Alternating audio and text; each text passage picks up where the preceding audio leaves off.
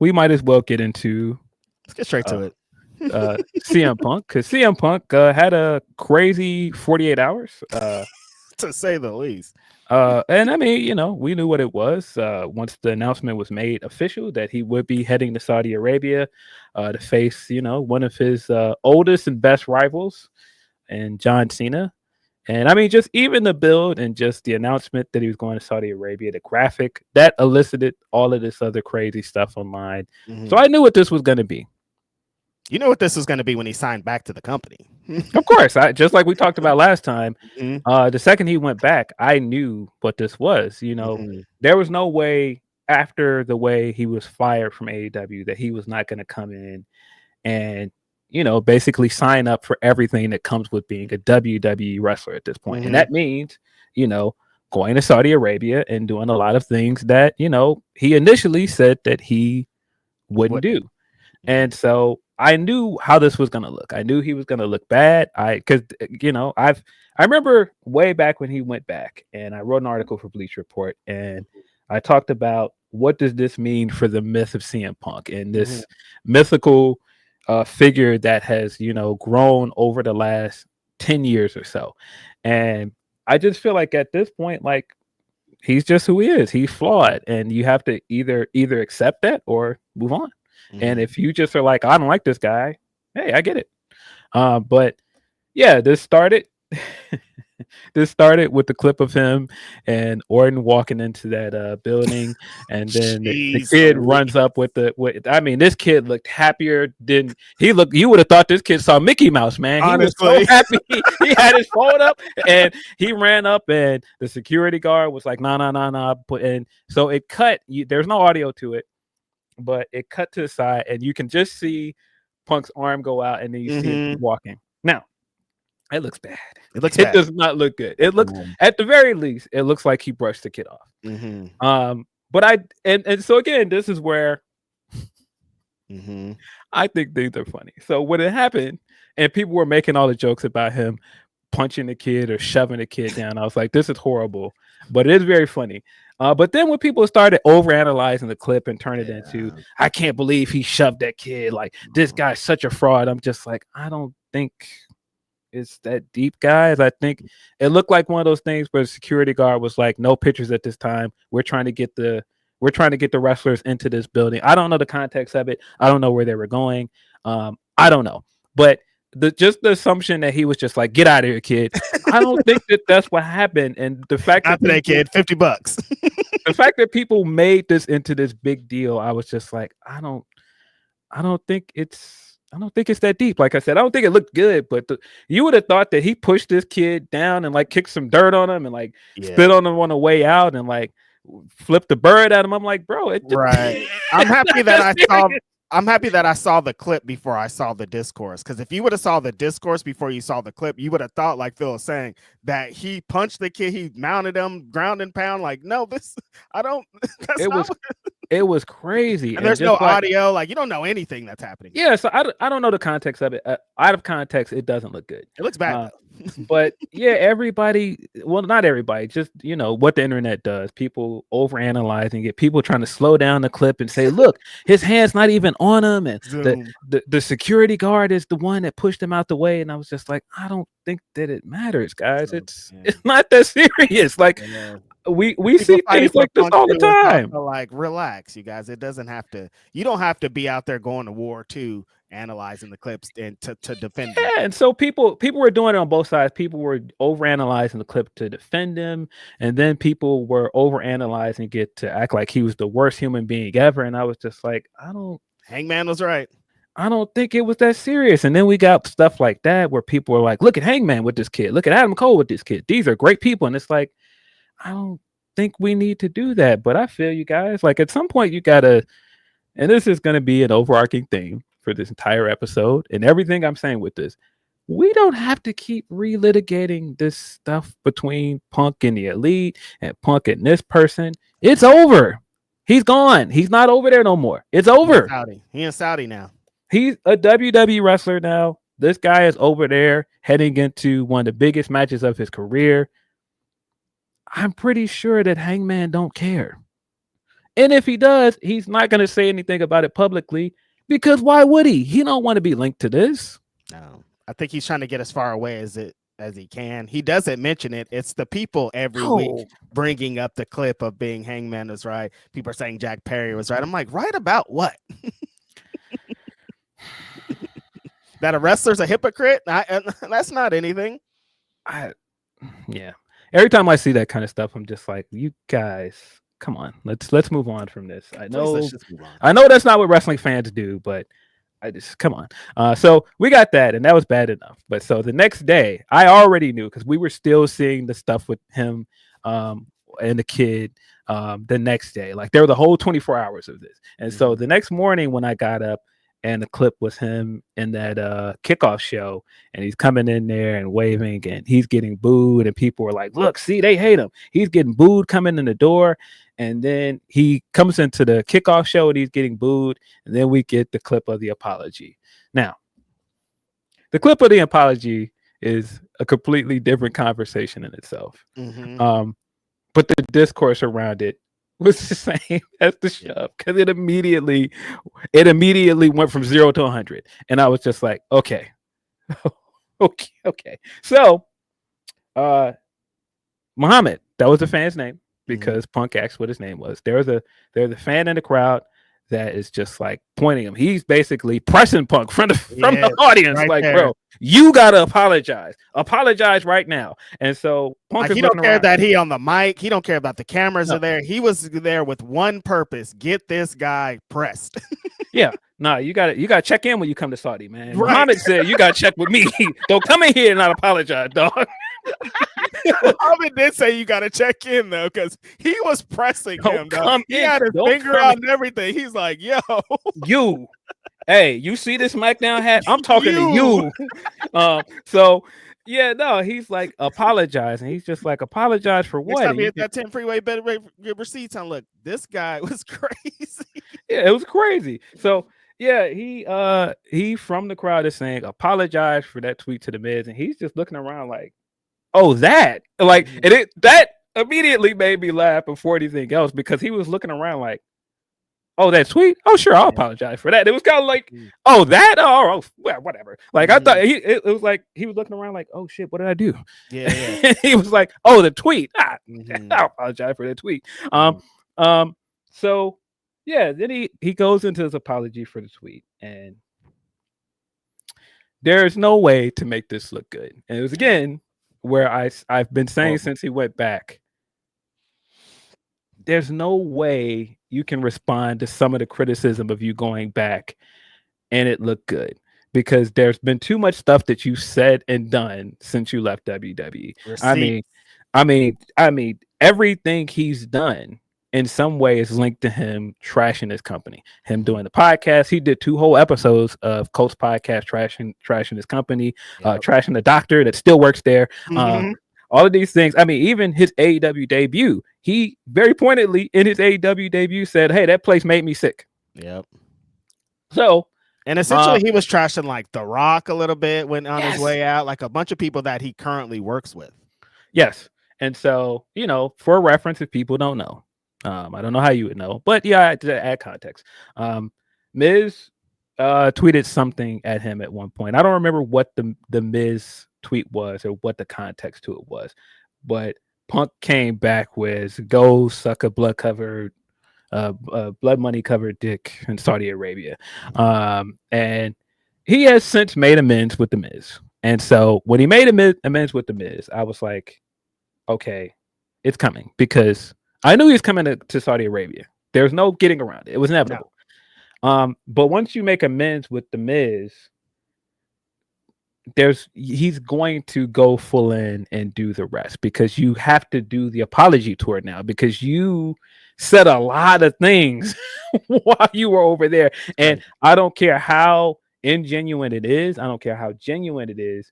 You going back over there after all of that and apologizing, tucking your tail in between your legs, it isn't going to look good to people. It's going to look weak. It's going to look cowardly. It's going to look like you're a hypocrite. It's no getting around it. And that's why I've been saying from the beginning, I hated that he went back, because I knew this was what it was going to be. I knew he was going to have to eat shit. I knew it was going to look like this entire Saudi show, which has been very humiliating for him. Yeah.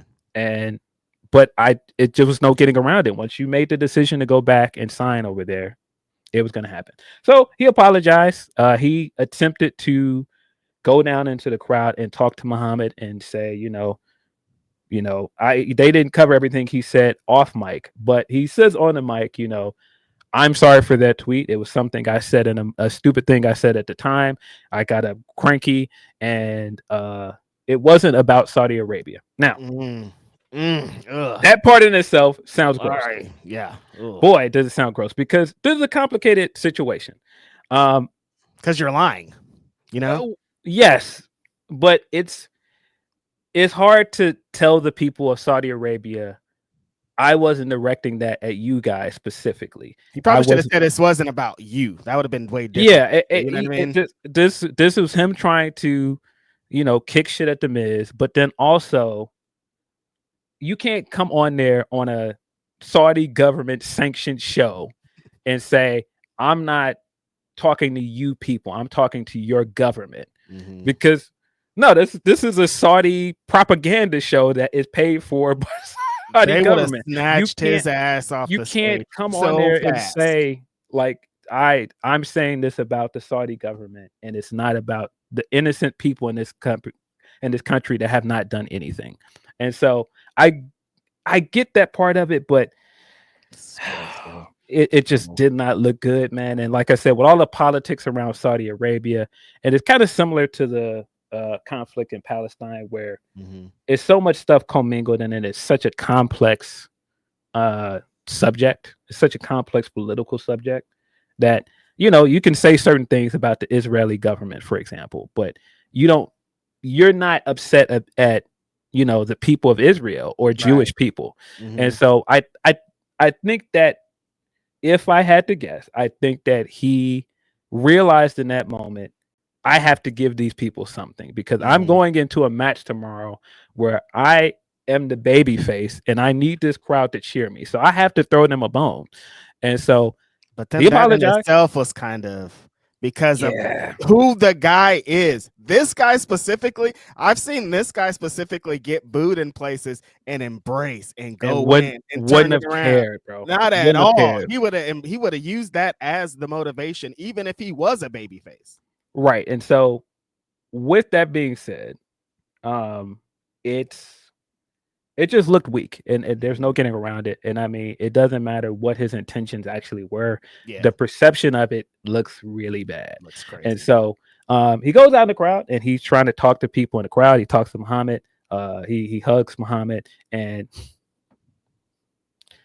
as he's hugging him, the credits roll over it. Paul Levesque, Lee Finnick, and I closed everything down. I was like, God, this is the most disgusting thing. And it was so funny when it happened. I was like, it kind of felt like you said, we've been watching King of the Hill, and there's the episode of King of the Hill where Debbie gets killed in Sugarfoot, and Peg is at home like, show the Sugarfoot sign right now. yes. And so it felt like that, like right now when he was hugging Muhammad and trying to plead his case. Triple H was like, now, put the credits up now. He pressed it himself. I felt like, I got this. Move out of the way. Get the credits up right now.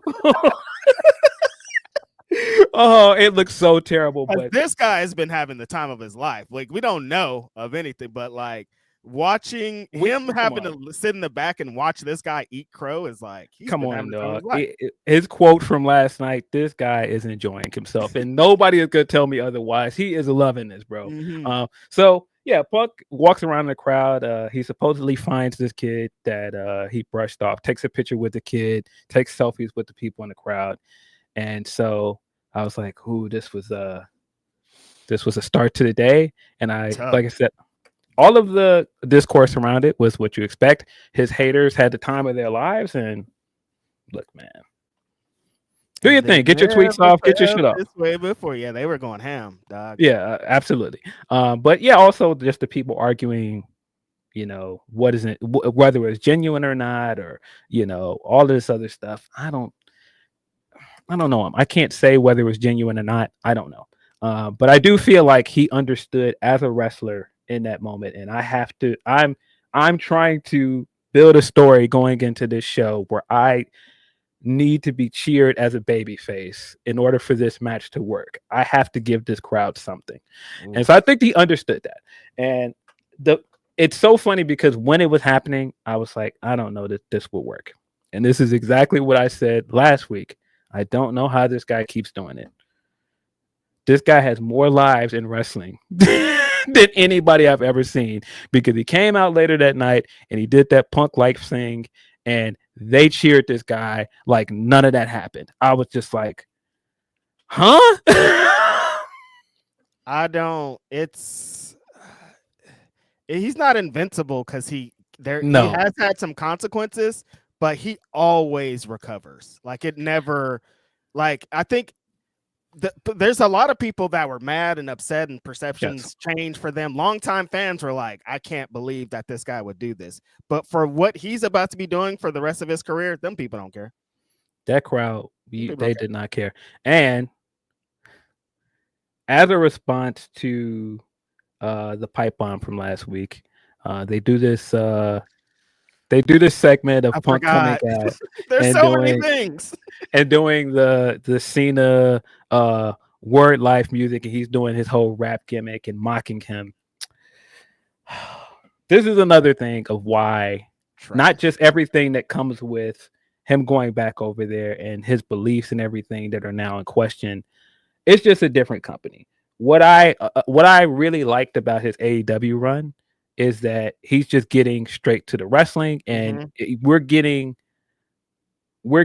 like a no filtered version of this guy. When you get over there, it ain't about wrestling. It's about character. It's about moments. That's what they want. And so when he came out and had the Punk life thing popped on the screen and the music, I was like, okay. And he comes out, backwards hat, Cubs jersey on, and the whole bit. And I was like, this is what that fan base likes. They like these kind of things. They like the Kurt Angle with the small cowboy hat and all of that stuff. They love this stuff. And so, immediately made me think of him doing the Jeff Hardy bit where he dressed like Jeff Hardy. Like I said, this audience loves that kind of stuff. I can take it or leave it. When it works, it works. When it's bad, it's bad. I did think it was very ironic because, of course, The Miz is in the midst of all of this stuff, that he's doing something that The Miz did in Cena's WrestleMania program with him years ago, and Miz did it way better. He did. Like the total Bella's Cena thing that he kept doing with Maurice, hilarious. Him cutting to commercial, he kept hitting that John Cena, recognize. Hilarious, bro. One of the best things Miz has ever done, in my opinion. Really did it way better than him. That's like the crazy thing, like the crazy connection that Miz keeps having to this, the tweet, the apology. Then he does a thing not as good as the Miz. Miz had to be sitting back laughing, I think. Yes. So he comes out, he does this whole rap, and when it started, I was like, okay, that bar is kind of funny. The longer it went on, I was like, oh no, this is bad. It was not good. And he stumbled through some of it. Some of the zingers worked, but he's the funniest bit of it, and it wasn't funny in the way that they intended it. The funniest bit is him getting to the end and doing the I'm Kendrick and you're my Drake. And then he drops Mike and he's like, got him. I'm like, bro, he dropped that mic like he smoked this dude. I was like, I don't know if that got him out of here, though. I feel you. Wasn't a mic drop moment, I think. Yeah, no. Yeah, didn't really. Some people are saying, oh, it's the wrong crowd. And I was like, I don't really know if the crowd was. I don't, but the crowd was into it. I don't think the crowd was the issue. I think it was just that it wasn't good. And the funny thing about all of this is I think that the build to this match has been good. I've been saying it all along. I think that Punk has brought out some of the best in Cena in his heel turn. I think that this feud is probably the best stuff that Cena has done since he turned the Elimination Chamber. But this segment was not good. It's not good. It's awful.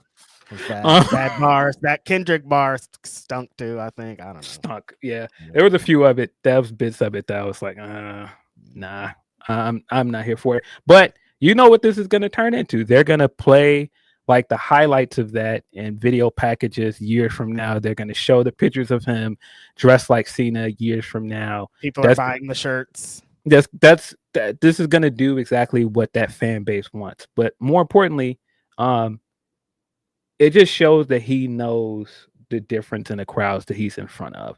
And boy, I mean, people are because he tried when he first got back to the company, and he would throw in those little AEW jabs, and people didn't give a shit. Like he it he did knew, he they knew don't what want it that. was. Yeah, they don't care about that. They don't want the inside baseball stuff related to AEW. They don't care Mm-mm. about that, but they want stuff that is distinct to the WWE product, and Right. this segment is, in all of the right ways and all of the wrong ways, and it's just it's just not for me. But like I said, I know what this is gonna do for people. I saw already, like when I was watching it, people were like, "Oh, y'all really hate this segment? I think it's good," and I'm like, "Yeah, this fan base is gonna like this." I've seen a lot of people saying that, like Yeah. about even with the apology, there was a bunch of people being like, people can't grow up. Like there was a lot of people on his side being like, what? None of that matters anymore. He knows what this is. This Bob. I'm like, Yeah, I mean, don't I do think that he recognized in some way once he went over there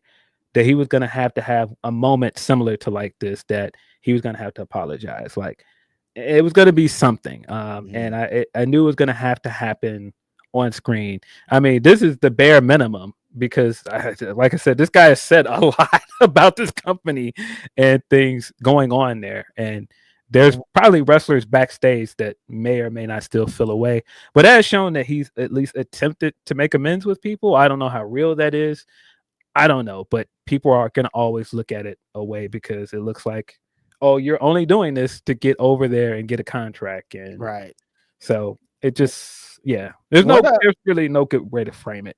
I don't What think. a lucky break, if anything, that they did that kickoff show, because he got to do that. Like, because imagine if they would have went straight to the show, it would have been bad. So he kind of caught a lucky break doing that apology, even though it looks insane. Like, for what he has represented for 20 plus years, the voice of the voiceless, this guy talking about it, everything he was doing in AEW and all the interviews he's ever done, this looks crazy.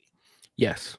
And that's the big part of it, that he's built this character and he's built this persona for so long on, his social beliefs, his political beliefs, and being outspoken. And for him to go straight back over there and go basically like, yep, I'm for sale, that just don't look good. There's no real way, like I said, to defend it or make it look good. But I knew that. That's why I was like, once he went over there, I was like, oh boy. But the kickoff stuff is interesting. I've seen people speculate that Muhammad was a plant. Maybe he was. I don't know. Wouldn't have been out of the realm of possibility. I'm a terrible wrestling analyst guy, because I didn't even think about that. Yeah, I'm like, because there are really people that are trying to press him. I didn't think they would get that opportunity right there. The fact that he was like centered right there and all that, if you think about it, but like they were booing him before that, you know what I mean? Like, so somebody who, I mean, good job, I guess, if that's the thing. Damn, I didn't even think about that. That's crazy. Could be the plan. Yeah, I've seen people say that. I think there's a clip of Dave talking about it. Don't quote me, I could be wrong, but I thought there was a clip of Dave talking about it. I don't know, but it's wrestling. You never know what is real here, what is a work. I don't know. But oh my god. but yeah, we got all of this in a span of 24 hours. We got the timeline was nuts, dog. We got the interaction with the kid. We got him apologizing for the Miz tweet. The kickoff show, this Punk Life segment, all of that in the span of like 48 hours. It's crazy. Then we got to the actual match. When the match started, I didn't know what to expect because, like I said, he came in straight away getting booed. So when they're doing the usual walk-in segments and they showed him walking in and he's getting cheered, I was like, 24 hours ago, this guy was getting booed. Like, and I was like, I guess they really just wanted that apology. Sounds like it. I don't know. But they said that they played the apology again at the live show. Which that's again. Let me press the button. Play this video first. You sure, Paul? Yeah, play the fucking video. Yeah, I'm sure. Again, Paul was like, "Yeah, play it." Play right now. Play right now. That's so. Yeah, I mean, we can't police their feelings. Like if that's all they wanted and they're good here, Yeah. all right. Well, and I mean, look, here's the thing. That's why, like I said, it's a complicated situation because I don't agree with the sports washing. I don't agree with No, horrible. the propaganda of doing these shows in Saudi Arabia and making it seem like everything is fine and well, and it's not. I don't like a lot of the stuff that's going on with Saudi government and media and women. It's a big Horrible. mess. But at the There's same, shit going on. Like, yeah, we didn't even really get into like them going all the shit that happened earlier this week with them shutting down shit and yeah, that's Iran and all that. yeah, which is a completely different thing. But yeah, but with all of that said, it's just like in a bunch of situations where there are people in those countries that, you know, that's not on them. They're looking at it like I'm just here to see a show. I'm just here to see WWE. And they might be looking at it like, oh, this is an annual 2 show thing we get every year.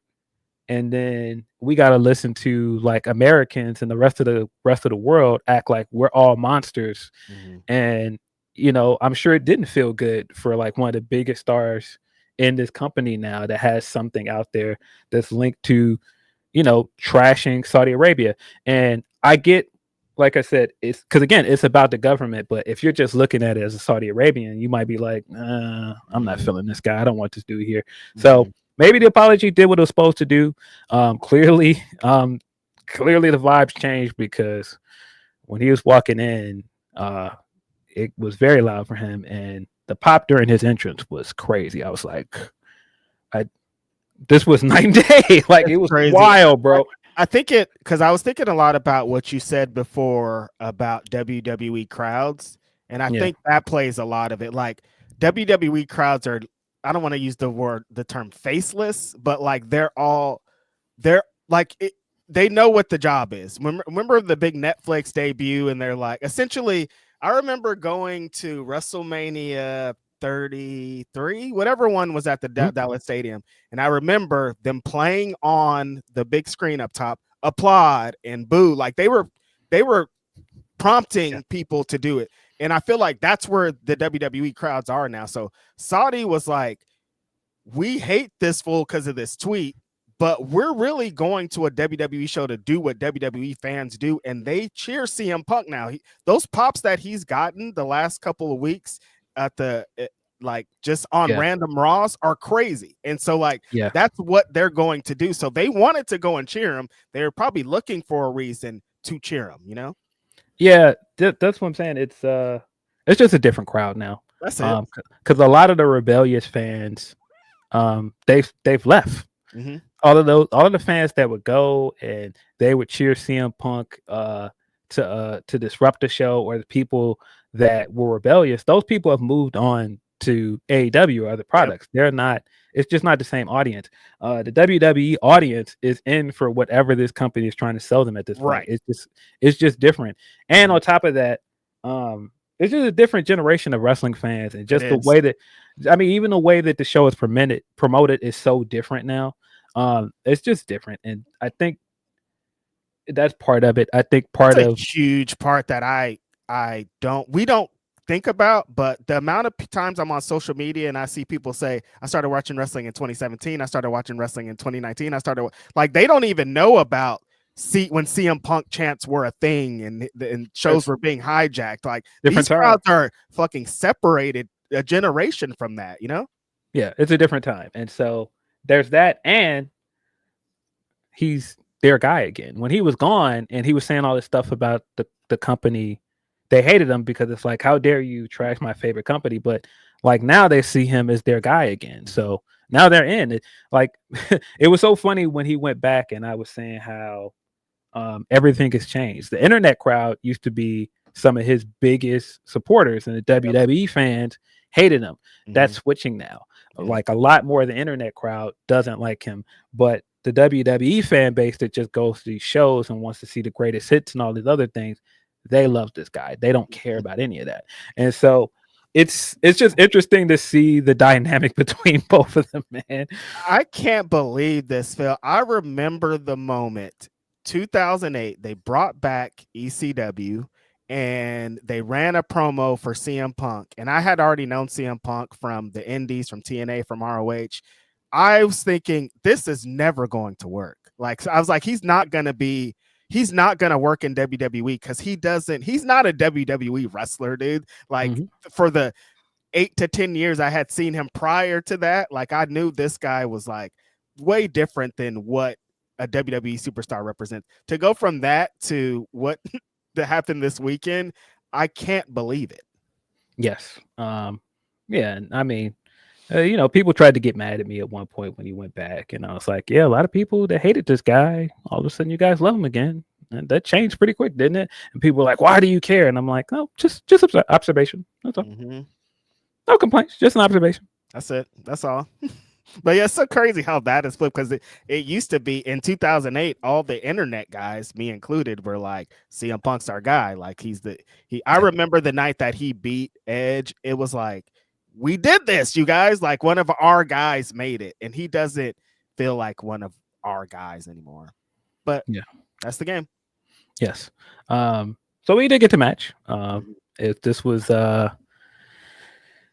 I actually liked the match more than I expected. And I talked about this with Monty when I did the podcast with him Friday, that you could see that there's still glimmers of the chemistry these guys had in the Elimination Chamber match. So I was kind of waiting around like, okay, when we actually get the match, it might be good. Like I could see this match being good because all of their interactions early in this year, I enjoyed them. I enjoyed the interaction in a Royal Rumble match, and I thought that the ending of the Elimination Chamber match was good for the same reasons.